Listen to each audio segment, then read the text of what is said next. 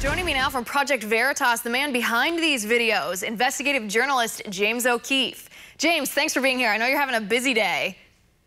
Yes, I sure am. Thank you for having me. Of course, go through some of this. This is absolutely incredible footage here. I mean, there are some undercover videos that are done that have sort of corroborative content in them. This is smoking gun. He says there's no proof, and we do this just for the ratings. I think the strongest part is where he says it's a witch hunt. And he says Trump is right. And this guy, let me just say, this guy is telling the truth. I don't think, I don't want him to be fired. He's just telling the truth about the way CNN works. And he's saying that the CEO of CNN, Jeff Zucker, gave these directives to the whole staff. And it confirms every suspicion we've ever had about mainstream media. I think it's the most powerful thing we've ever done because without an honest media in our country, what are we? Who are we?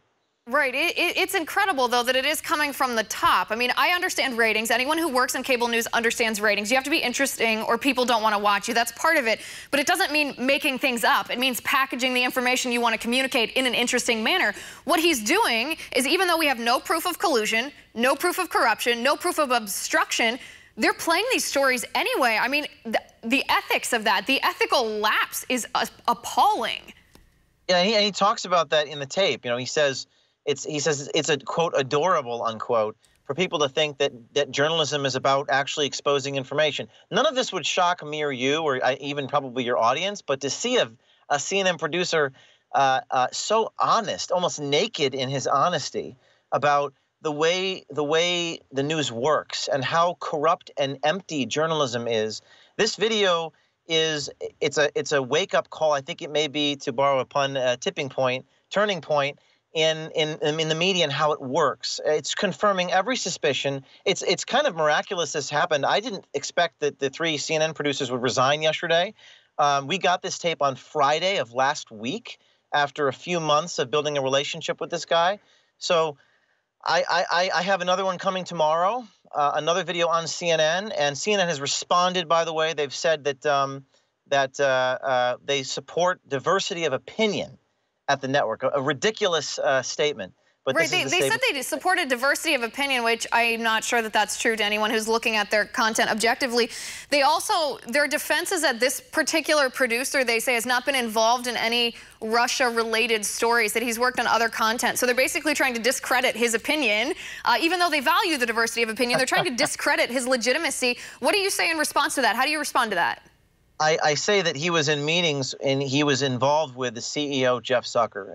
He is testifying about what the CEO of CNN told him, and the CEO is responsible for the culture of the company. This guy should not lose his job, but the CEO probably should, because the CEO sets the culture of the company, and the board of directors should be involved in this. But they're trying to say he's a supervising producer at CNN.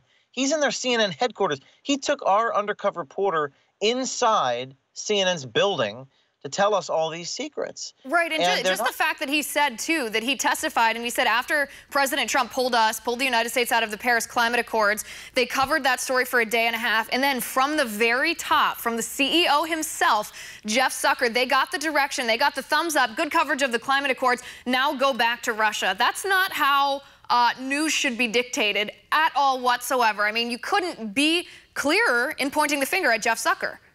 That's as clear as it possibly gets. He's a supervising producer. He clearly says the CEO told us to do this.